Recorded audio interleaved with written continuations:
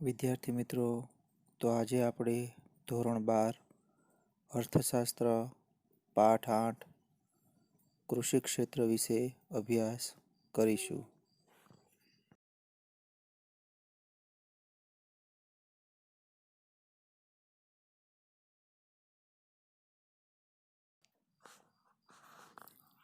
પ્રાચીન કાળથી કૃષિ ભારતના મોટાભાગના લોકોની આર્થિક પ્રવૃત્તિ રહી છે. આજે પણ ભારતીય અર્થવ્યવસ્થામાં કૃષિ ક્ષેત્રનું મહત્વ ખૂબ જ છે. ભારતની અર્થવ્યવસ્થાનો મુખ્ય આધાર કૃષિ રહ્યો છે. ખેતી ભારતનું એક મહત્વનું સંસાધન એટલે કે સંપત્તિ છે. શ્રમ શક્તિના લગભગ 60% જેટલા લોકો ખેતી કાર્યમાં જોડાયેલા છે. ભારતના લોકોને માત્ર ખોરાક પૂરો પાડવા ઉપરાંત ઉદ્યોગો માટે વિવિધ પ્રકારનો કાચો માલ પણ ખેતીમાંથી જ મળે છે. રાષ્ટ્રીય ઉત્પાદનમાં કૃષિનો લગભગ 22% જેટલો હિસ્સો રહ્યો છે. નિકાસમાં પણ ખેતી પાકો અને ખેત પેદાશોનો લગભગ 18% જેટલો હિસ્સો રહ્યો છે. જેનાથી દેશને દર વર્ષે વિદેશી હુંડિયામણ પ્રાપ્ત થાય છે. ભારતીય અર્થવ્યવસ્થા મુખ્યત્વે ખેતી પર જ આધારિત છે. ભારત એક ખેતી પ્રધાન દેશ છે. કૃષિ ક્ષેત્ર દુનિયાના તમામ અર્થતંત્રોમાં ખૂબ જ અગત્યનું ગણવામાં આવે છે. આ ક્ષેત્ર દ્વારા દેશની વસ્તીને ખોરાક પ્રાપ્ત થાય છે. તેમજ આ ક્ષેત્ર દ્વારા દેશની વસ્તીને અનાજ, શાકભાજી, ફળ ફળાદી, ફૂલો જ નહીં પરંતુ ઉદ્યોગો માટે પણ કાચો માલ પૂરો પાડવામાં આવે છે. દુનિયાના દરેક દેશના કૃષિ ક્ષેત્રની ક્ષમતા અલગ અલગ હોય છે. અલગ અલગ દેશની ભૌગોલિક રચના પ્રમાણે કૃષિ ક્ષેત્રનો વિકાસ થયેલો હોય છે. તે જુદા જુદા પ્રમાણમાં ઉત્પાદન, રોજગારી અને આવકનું પણ સર્જન કરી આપે છે. કૃષિ ક્ષેત્ર દેશને પેદાશો દ્વારા હુંડિયામણ પણ કમાવી આપે છે. ભારતમાં ફળદ્રુપ મેદાનો, બારેમાસ પાક લઈ શકાય તેવી અનુકૂળ આબોહવા, સિંચાઈ, કુશળ અને મહેનતુ ખેડૂતો વગેરેને લીધે ભારતના મોટાભાગના વિસ્તારમાં 2 કે તેથી વધુ પાકોનું વાવેતર કરી શકાય છે. તેમ છતાં ભારતમાં ખેતી ક્ષેત્રે પૂરતો વિકાસ સાધી શકાયો નથી. ભારતનો ખેડૂત એકંદરે ગરીબ અને નિરક્ષર છે. તેમજ સિંચાઈની અપૂરતી સગવડ રહેલી છે. અનિયમિત અને અનિશ્ચિત વરસાદ છે. વધારે વસ્તી, કુટુંબનું મોટું કદ, નાના કદના ખેતરો, પ્રયોગશીલતા પ્રત્યેનું ઉદાસીન વલણ, રાસાયણિક ખાતર, સુધારેલા બિયારણો, આધુનિક યંત્રો અને વૈજ્ઞાનિક કૃષિ પદ્ધતિનો ઓછો ઉપયોગ. શિક્ષણ વર્ગનું ખેતીમાં ન જોડાવું તેમજ સમાજમાં ખેતીનો કહેવાતો ઉતરતો દરજ્જો વગેરેને લીધે વૈશ્વિક ઉત્પાદન સામે ભારતમાં ઉત્પાદન પ્રમાણમાં ઓછું છે. ખરેખર તો ખેતી એ મહત્વનો વ્યવસાય છે. ભારતની મુખ્ય કૃષિ પેદાશોમાં ધાન્ય પાકો,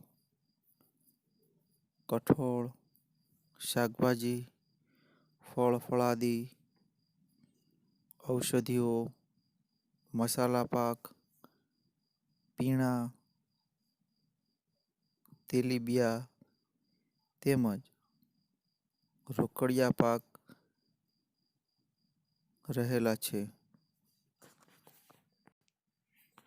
ભારતમાં કૃષિ ક્ષેત્રે હરિયાળી ક્રાંતિ થયેલી હોવા છતાં અમુક રાજ્ય પૂરતી મર્યાદિત રહી છે. અર્થતંત્રની કરોડરજ્જુ. ભારતમાં કૃષિ ક્ષેત્ર પુરાતન કાળથી મહત્વનું રહ્યું છે. પ્રાચીન કાળથી માત્ર ને માત્ર માનવી ખેતી પર નિર્ભર રહ્યો છે. ભારત એક અલ્પવિકસિત, વિકાસમાન અને વિકાસશીલ દેશ છે. જ્યાં માનવનું પ્રમાણ એટલે કે માનવ સંસાધન ખૂબ જ મોટા પ્રમાણમાં આવેલું છે. ભારત મૂડીપ્રધાન દેશ નથી.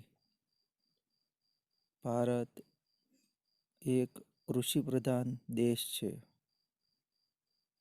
જેમાં 60% લોકો ખેતી ક્ષેત્રમાંથી રોજગારી મેળવીને પોતાનો જીવન નિર્વાહ ચલાવે છે.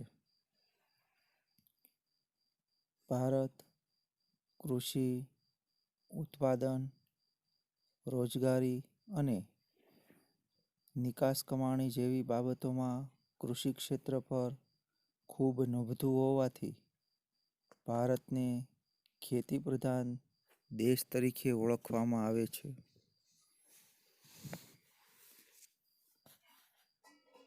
ભારતમાં ઔદ્યોગિક ક્ષેત્રે મોટા પ્રમાણમાં વિકાસ થયેલો નથી. મોટાભાગના લોકોની રોજગારી ખેતી ક્ષેત્ર પર આભારી છે. ભારતમાં કૃષિ ક્ષેત્ર દેશની જીવાદોરી સમાન છે. તેથી તેને અર્થતંત્રની કરોડરજ્જુ સમાન ગણવામાં આવે છે. તેમજ ભારતીય કૃષિને અર્થતંત્રને માપવાની પારાશીશી છે. એટલે કે ભારતીય અર્થતંત્રના વિવિધ ક્ષેત્રો કૃષિ ક્ષેત્ર પર અવલંબે છે. દાખલા તરીકે ઉદ્યોગો એ કૃષિ ક્ષેત્રને આભારી છે. ઉદ્યોગોને મળતો કાચો માલ એ કૃષિ ક્ષેત્ર પૂરું પાડે છે અને કૃષિ ક્ષેત્ર ઉપર ચાલતા ઉદ્યોગો આંતરમાળખાને ઉત્તેજન આપે છે અને દેશમાં વિકાસની દિશા તરફ ગતિ કરે છે. આમ ભારતીય અર્થતંત્રના વિવિધ ક્ષેત્રો કૃષિ ક્ષેત્ર ઉપર અવલંબે છે, જેનું મુખ્ય કારણ એ છે કે જો કોઈ કારણસર ભારતમાં કૃષિ ક્ષેત્રે તેના ખેત ઉત્પાદનમાં નિષ્ફળ જાય તો અનાજ, શાકભાજી, તેલીબિયા, ફળ ફળાદી, ધાન્ય પાકો, ફૂલો જ નહીં પણ ઉદ્યોગોમાં કાચા માલ તરીકે વપરાતો રોકડિયો પાક પણ નિષ્ફળ જાય તો તેવા સંજોગોમાં દેશના લોકોને ખેતીજન્ય ચીજવસ્તુઓ પૂરતા પ્રમાણમાં મળી રહેતી નથી. તે ખૂબ ઊંચા ભાવોએ લોકોને પ્રાપ્ત થાય છે. મોંઘવારીમાં વધારો થાય છે. અર્થતંત્ર અને આર્થિક પદ્ધતિ અસ્તવ્યસ્ત થઈ જાય છે, જેથી લોકોનું જીવન ખૂબ જ પ્રભાવિત થાય છે.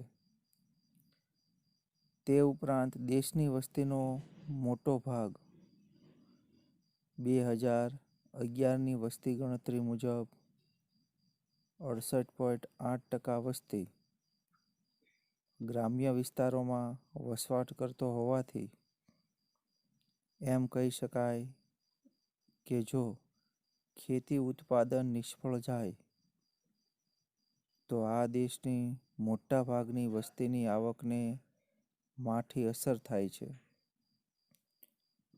આપણે જાણીએ છીએ કે ભારતમાં ઉદ્યોગોનું પ્રમાણ ઓછું છે, તેથી ભારતના મોટા ભાગના બધા જ ગામડાઓ કૃષિ ક્ષેત્ર સાથે સંકળાયેલા છે.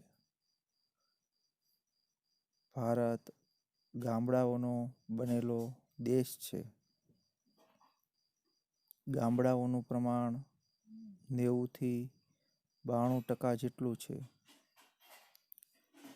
ગામડામાં વસતા લોકોનું મુખ્ય વ્યવસાય ખેતી ક્ષેત્ર છે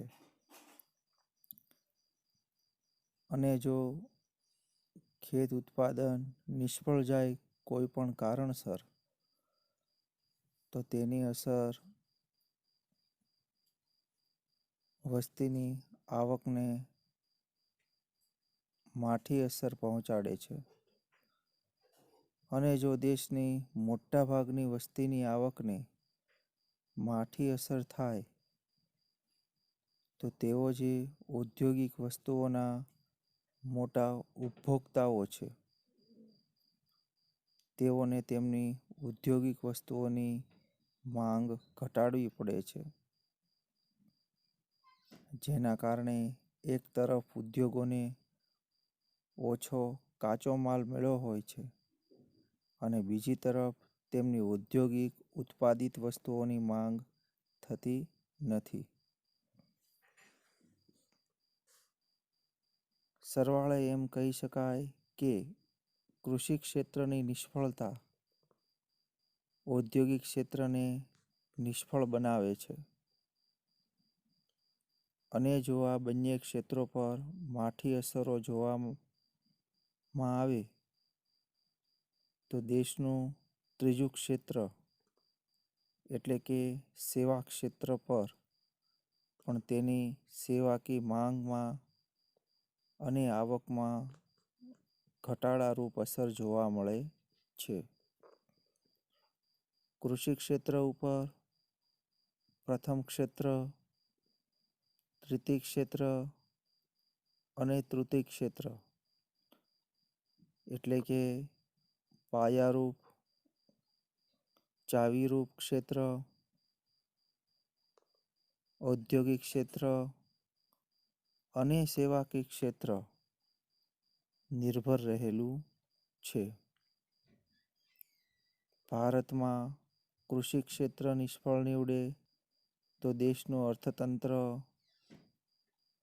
છિન્ન ભિન્ન થઈ જાય છે અને આ જ રીતે કૃષિ ક્ષેત્ર સફળ નીવડે તો દેશ પ્રગતિના પંથે અગ્રેસર રહે છે.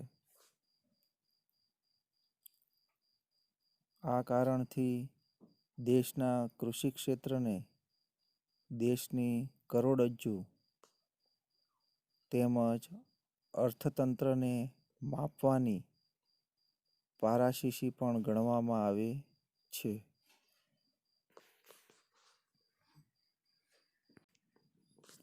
ભારતે કૃષિ ક્ષેત્રે વૈશ્વિક બજારોમાં થતી સ્પર્ધાનો સામનો કરવા નવી ટેકનોલોજી અપનાવી ગુણવત્તા પર ધ્યાન કેન્દ્રિત કરવું પડશે.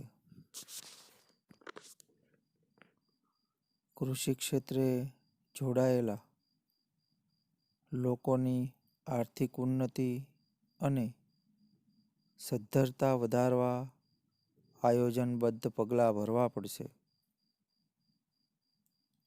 વધતી જતી વસ્તી અને ભવિષ્યમાં વધનાર કૃષિ પેદાશોની માંગ સાથે તેમજ આર્થિક પ્રગતિની વિકાસ કૂચ જાળવી રાખવા બીજી હરિયાળી ક્રાંતિ માટે નક્કર વ્યૂહરચના ગોઠવવી જરૂરી બનશે.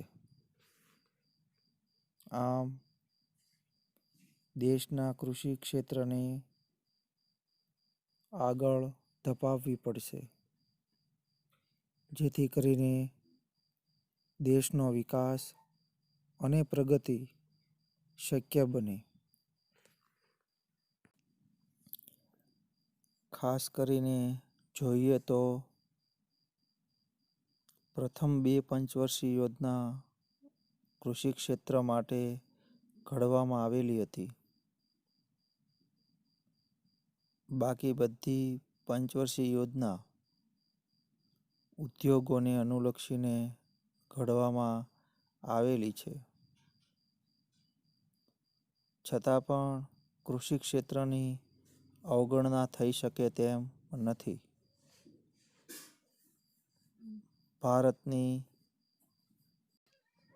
કરોડરજ્જુ સમાન અને જીવાદોરી સમાન ગણવામાં આવે છે. ભારત સરકારે ઔદ્યોગિકીકરણ માટે કરેલા પ્રયાસો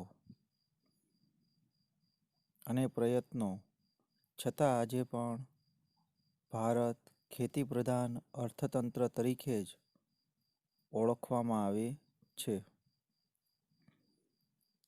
ભારતનો ખેડૂત તેની ખેત પેદાશોને વૈશ્વિક બજારમાં વેચીને નફો મેળવી શકે એવા ઉદ્દેશથી ખેતી ક્ષેત્રે વૈશ્વિકીકરણની નીતિ અમલમાં મુકાઈ છે.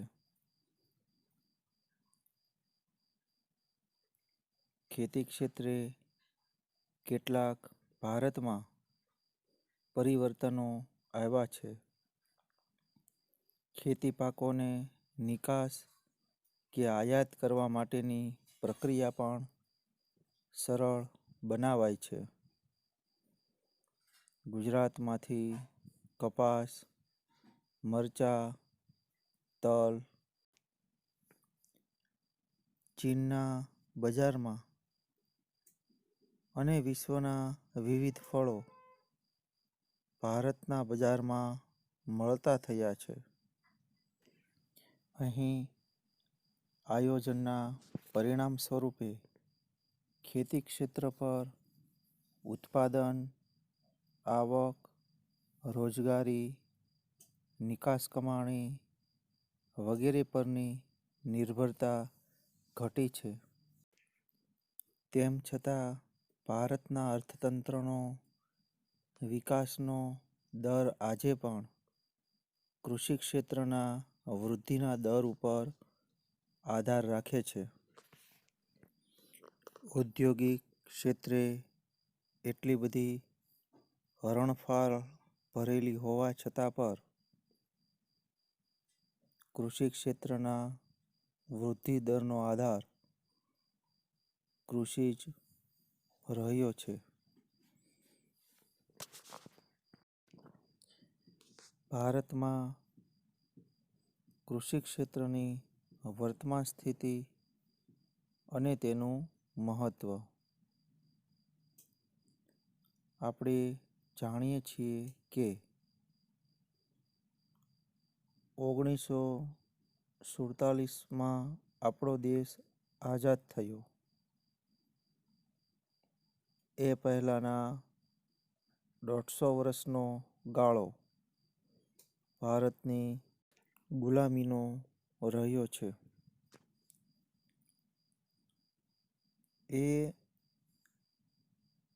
એ કારણથી છે કે ભારત એક સમૃદ્ધ દેશ હતો, જેમાં તે વિશ્વના ઘણા બધા દેશો સાથે વેપારથી સંકળાયેલો હતો. વિશ્વમાં સમૃદ્ધિથી આકર્ષાઈને ઘણા બધા દેશો ભારતમાં વેપાર અર્થે આવ્યા, જેમાં મુખ્યત્વે પોર્ટુગીઝ એટલે કે ફિરંગીઓ, ડચ લોકો, ફ્રાન્સના લોકો તેમજ ઇંગ્લેન્ડથી અંગ્રેજ લોકો પણ ભારત સાથે વેપાર કરવા માટે ઝઝૂમી રહ્યા હતા. તેમજ તેમનામાં પણ આંતરિક હરીફાઈ ચાલી રહી હતી. ભારત દેશની સમૃદ્ધિ કૃષિ ક્ષેત્રને આભારી છે. ભારતના ઉદ્યોગો કૃષિ ક્ષેત્ર પર નિર્ભર છે. ભારતના સુવર્ણ શિખર તરીકે ગણાતા ગામડાઓ પણ કૃષિ ક્ષેત્રને લીધે સુવર્ણ શિખરો એવું નામ અપાયું છે. દેશમાં આયોજન દરમિયાન ઔદ્યોગિકીકરણને વધુ મહત્ત્વ આપવાને કારણે ભૂતકાળની કૃષિની સ્થિતિ કરતાં વર્તમાન સ્થિતિમાં ખૂબ મોટા પરિવર્તન જોવા મળે છે. દેશમાં આજે ભૂતકાળની તુલનામાં રોજગારી, ઉત્પાદન અને નિકાસ કમાણી કે જે સ્તરે ખેતી ક્ષેત્રે અગ્રેસર રહ્યું છે, તેમાં ફેરફાર જોવામાં આવી રહ્યા છે. દેશમાં ખેતી ક્ષેત્રે નોંધની બાબત એ રહી છે કે તે અર્થતંત્રના ખૂબ મોટા રોજગારીના ક્ષેત્રે ઉપયોગી રહ્યું છે. ભારતમાં આધુનિક ખેતીનો વિકાસ થઈ રહ્યો છે, તેમજ ખેતી ક્ષેત્રે આમૂલ પરિવર્તનો અને હાર્વેસ્ટર, સમાર, ખુરપી, ટ્રેક્ટર વડે અત્યંત આધુનિક સાધનો દ્વારા થતી ખેતી અને રાસાયણિક ખાતરોના સંશોધનથી કૃષિ ક્ષેત્રનો અર્થતંત્રમાં મહત્વનો ફાળો છે. દેશમાં ખેતી ક્ષેત્રે નોંધની બાબત એ રહી છે કે તે અર્થતંત્રના ખૂબ મોટા રોજગારીના ક્ષેત્રે નોંધની રહ્યું છે.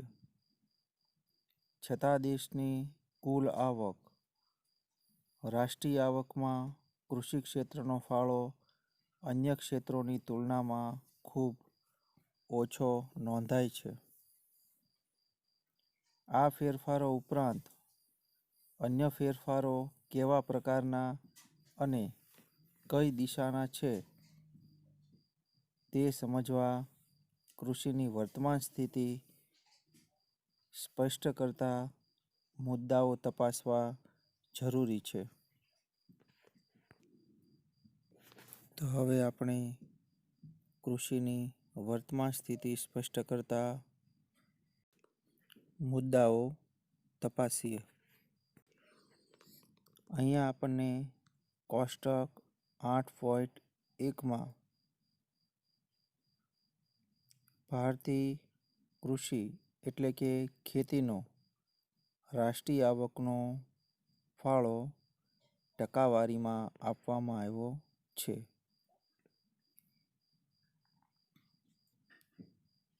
આર્થિક સર્વેક્ષણ મુજબ 2011-12 મુજબ જોઈએ તો 1950 અને 51માં રાષ્ટ્રીય આવકમાં ફાળો 53.1% હતો, જે ઘટીને 1960-61માં 48.7% થયો, જે ઘટીને 1970-71માં 42.3% થયો, જે 1980-81માં 36.1 તેમજ 90-91માં 29.6, 2000 અને 2001માં 22.3 અને 2011-12માં 13.9% રાષ્ટ્રીય આવકમાં ફાળો નોંધાયો છે.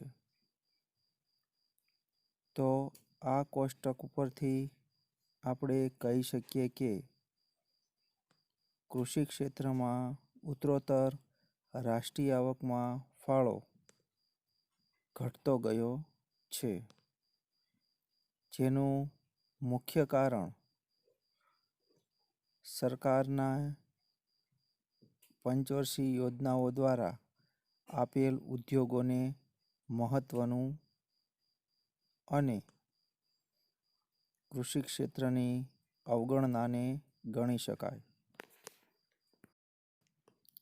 સામાન્ય રીતે ખેતી ક્ષેત્રની આવકને પ્રાથમિક ક્ષેત્રની આવક, કૃષિ ક્ષેત્રની આવક, મૂળભૂત આવક અને પાયાની આવક પણ કહેવામાં આવે છે, જેમાં ખેતીના પાક, પશુપાલન, મત્સ્યપાલન, મરઘાપાલન નો સમાવેશ થાય છે. આર્થિક સર્વે 2011-12 મુજબ 1950-51માં રાષ્ટ્રીય આવકમાં ખેતી ક્ષેત્રનો ફાળો 51.1% હતો. તે 1956થી શરૂ કરવામાં આવેલ ઔદ્યોગિકીકરણના મહત્વને કારણે તેમાં ઘટાડો થતો રહ્યો છે. તે વર્ષે 2011-12માં ઘટીને રાષ્ટ્રીય આવકના 13.9% રહેવા પામ્યો છે. રાષ્ટ્રીય આવકમાં કૃષિ ક્ષેત્રના ફાળામાં થતો ઘટાડો મુખ્યત્વે બિનકૃષિ ક્ષેત્રમાં ઝડપી થયેલ વૃદ્ધિને પરિણામે છે. એટલે કે ઉદ્યોગોને આપવામાં આવેલું મહત્વ, ઉદ્યોગોનો થયેલો વિકાસ, આંતરમાળખાનો થયેલો વિકાસ, કૃષિ ક્ષેત્રે ઘટતા ઉત્પાદનનો એક મહત્વનું પરિબળ છે. ભારતમાં કૃષિ ક્ષેત્રનો વિકાસ એ એક જટિલ પ્રશ્ન બની રહ્યો છે. ભારત એક કૃષિ પ્રધાન દેશ છે. છતાં પણ ભારતની કૃષિ એટલું બધું નિકાસ કમાણી કે ઉત્પાદન કરી આપતી નથી. અન્ય ક્ષેત્ર જેટલી કમાણી કરી આપતી નથી. તો આમ ભારતમાં ઘટતી જતી કૃષિ અને કૃષિનો અપૂરતો વિકાસ એ એક જટિલ પ્રશ્ન બની રહ્યો છે.